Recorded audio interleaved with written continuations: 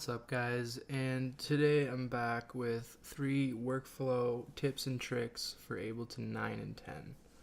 So the first tip I have is super easy, and I kind of feel like a noob because I didn't know this for a long time. I've been producing in Ableton for like 8 years now, and maybe just found this out in the last year. So how to change the volume of the metronome in Ableton.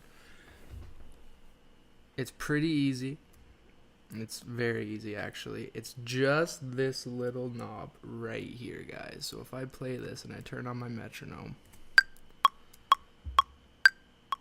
oh yeah, that's all it is. That's tip 1, guys. So the second tip I have for you guys, I actually covered in my last video. It's key mapping, and it's super useful. Speeds up the workflow so much. What key mapping basically lets you do is map buttons to unused keys on your keyboard. So to key map, all you do is hold Command K.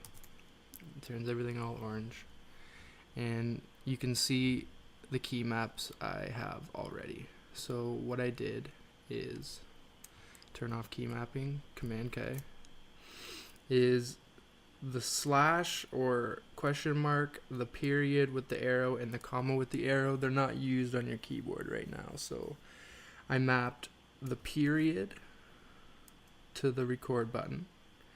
I mapped the slash button to my metronome. And then right above my tab button, the little squiggly thing, I mapped that to the tap tempo. And that one helps a lot. That one's super useful. Instead of clicking the tap, you just tap an actual button. And the last one, I used my comma with the arrow for the new capture feature in Ableton, and it's super useful, guys. I recommend key mapping a lot. So the last tip or trick I have for you guys is converting samples into MIDI. It's useful for, like, if you're trying to deconstruct a loop, if you're trying to really work with a loop and you don't know where to take it, you're trying to add some chords or a bass line. Well, this little function right here, if you right click on your clip, you go down to convert harmony to new MIDI track, you click that, and I'll give you a sample of the piano first. It sounds like this.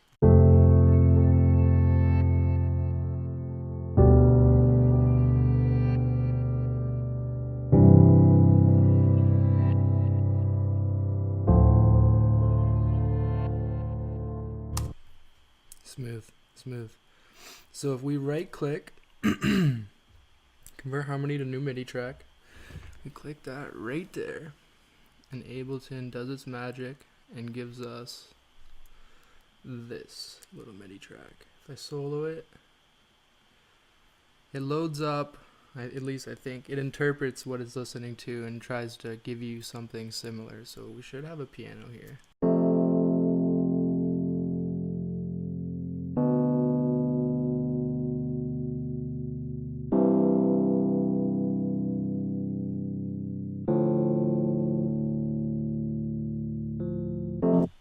So as you can see, it's pretty close. A little fine tuning and you're good to go. You have your chords, you have your bass line, whatever you need.